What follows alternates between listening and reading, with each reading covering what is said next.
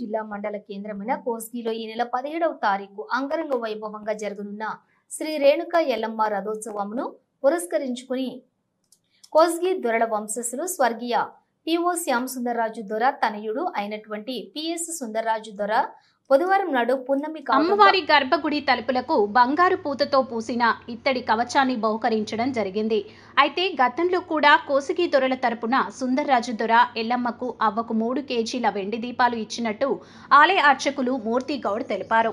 అనంతరం సుందర్రాజు దొర దంపతులు శ్రీ రేణుక ఎల్లమ్మ అవ్వకు ప్రత్యేక పూజలు, ఆకు పూజ, కుంకుమార్చన, పంచామృత అభిషేకం, మహామంగళహారతి ఇచ్చి ప్రత్యేక పూజలు చేపట్టారు. అనంతరం అమ్మవారికి ఇష్టమైనటువంటి నైవేద్యం, కుడుములు, కంది గుగ్గుళ్ళు, ఉప్పు, భక్ష్యాలు తయారు చేసుకుని అమ్మవారికి సమర్పించారు.